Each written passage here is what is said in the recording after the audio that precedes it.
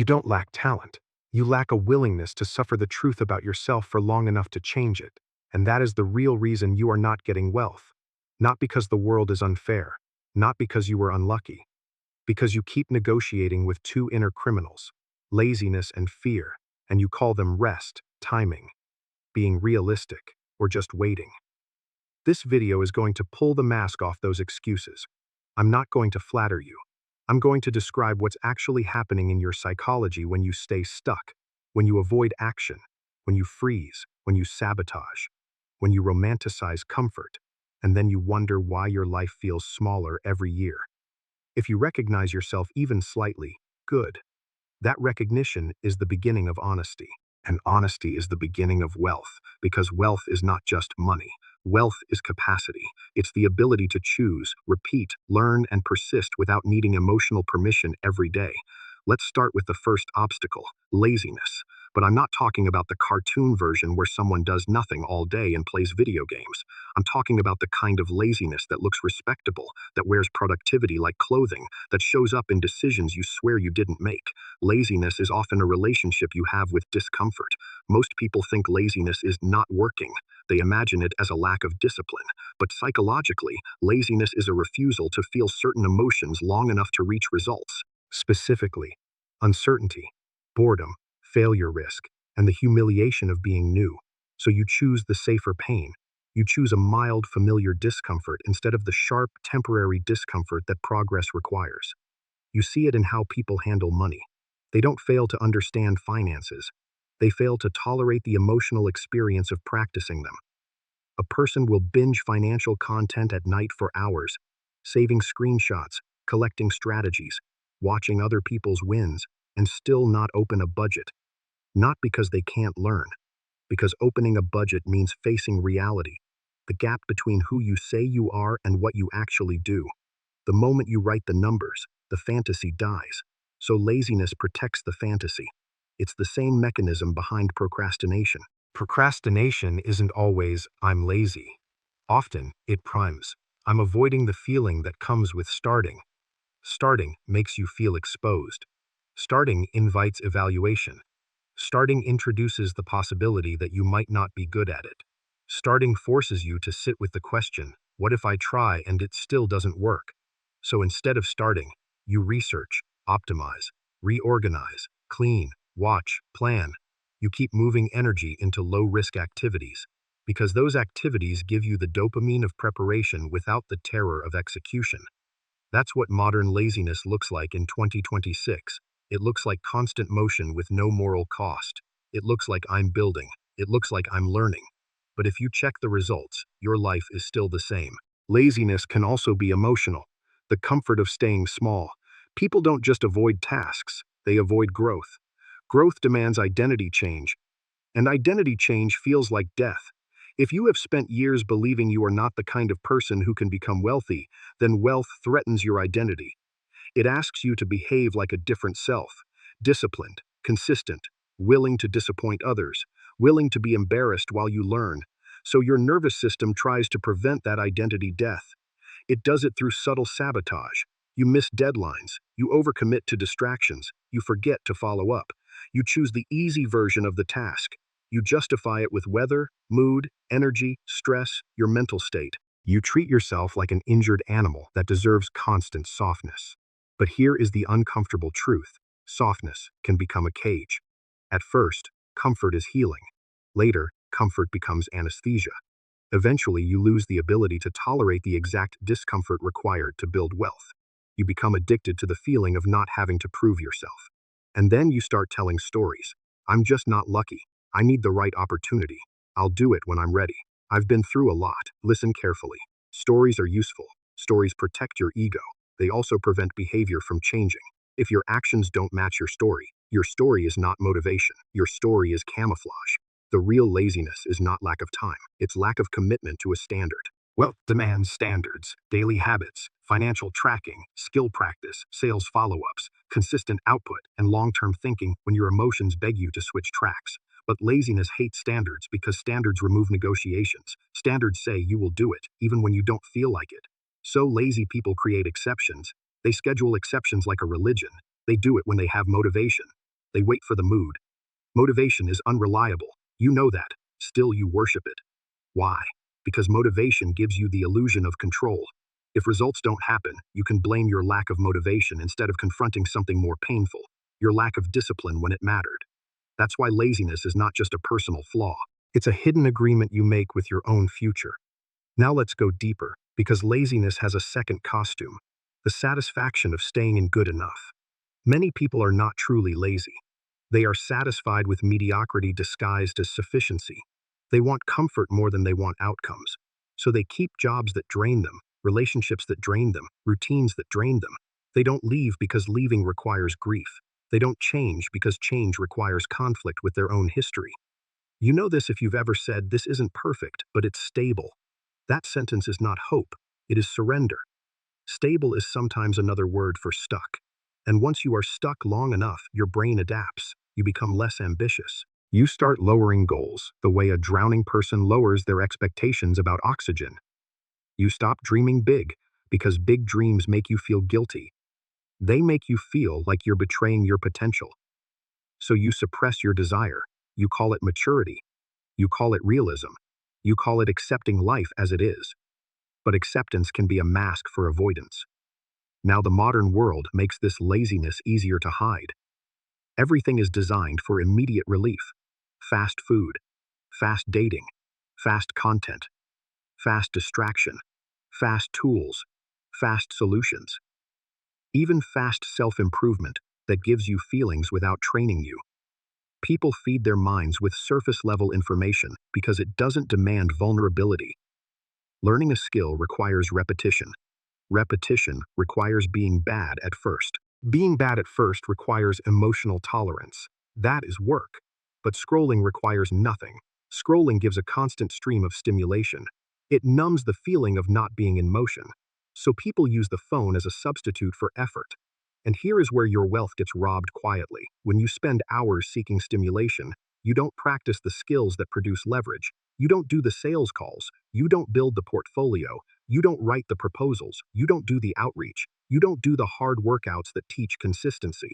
Instead, you live in a fantasy loop where you feel productive because you are entertained. Entertainment is not productivity. Then comes the second obstacle, fear. People think fear only shows up when a disaster is close. But fear actually lives in advance. It is a prediction system trained by your past.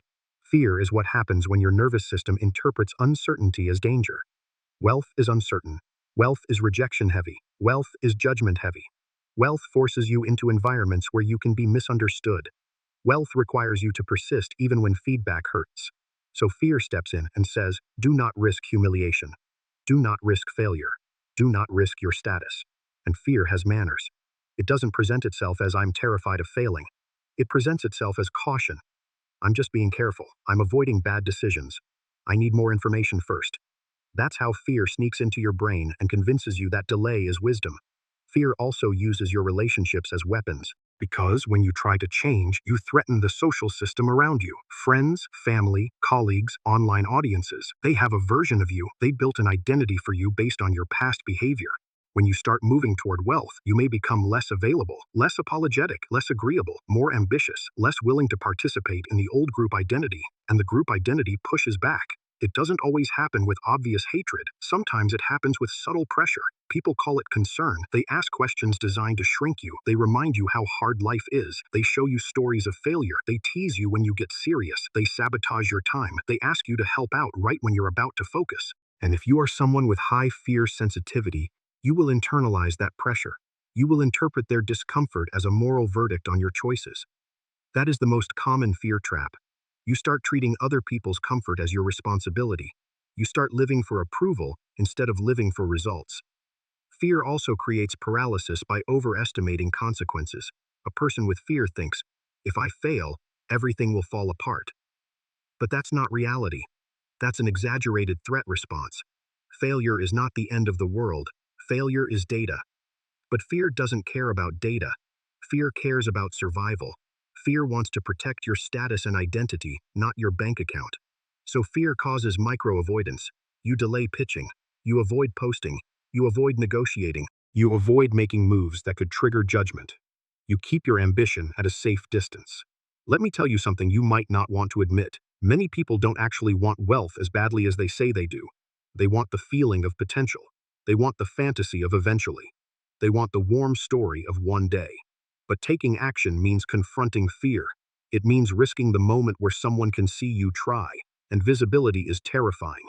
Visibility is where your inadequacy can be observed in real time. If you sell something, someone can say no. If you apply for a better job, someone can reject you.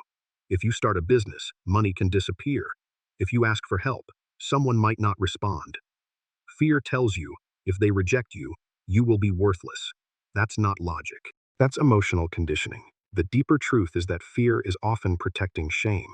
Shame is not just feeling bad. Shame is believing you are bad. Laziness avoids failure risk. Fear avoids evaluation risk.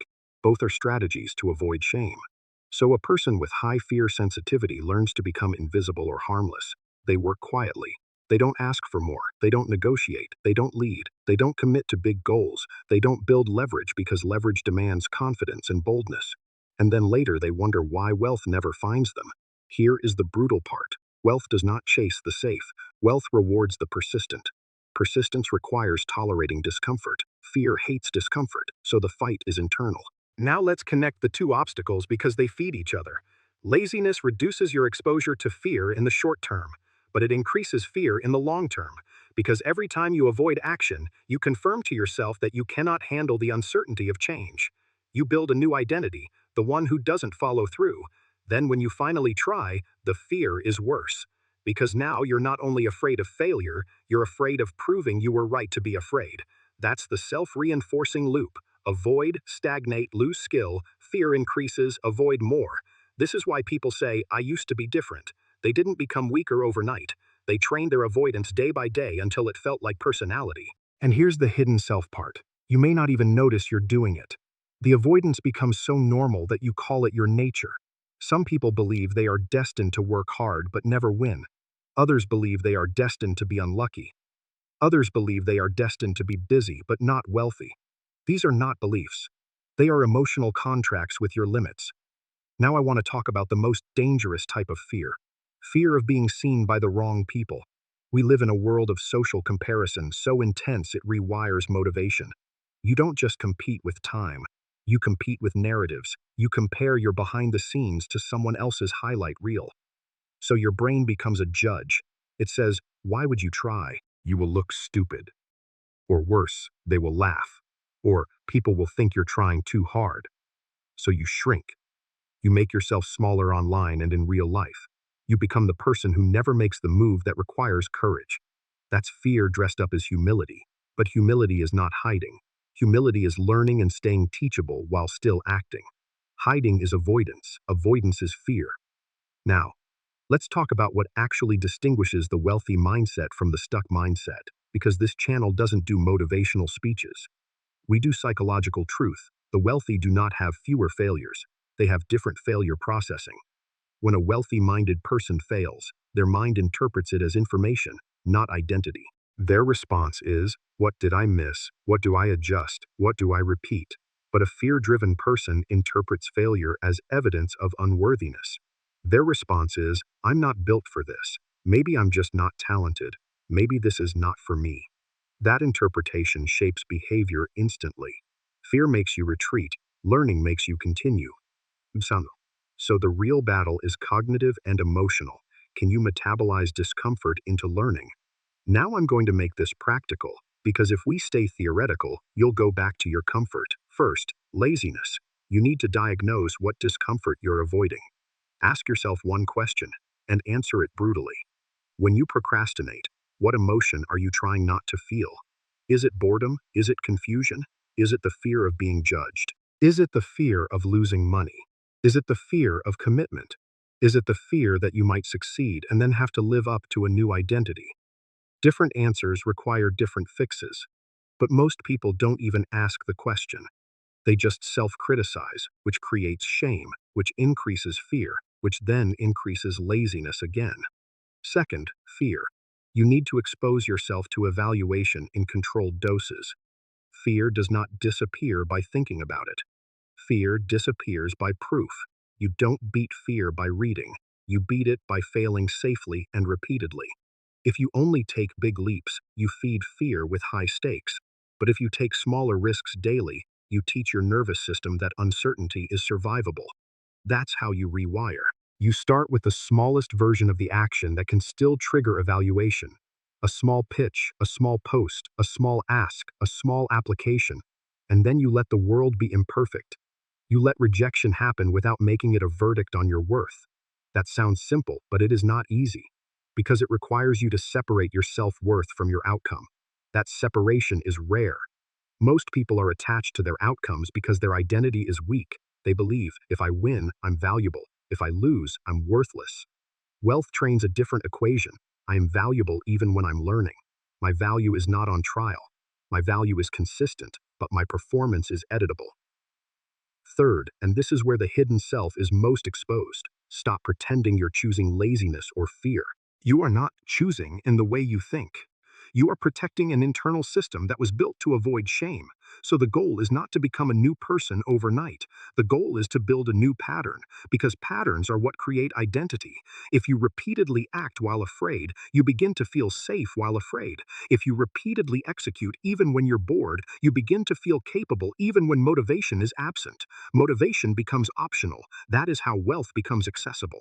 Now I want to give you a micro story because you might recognize your own psychology in it. Imagine a young professional in 2026. They have the skills to earn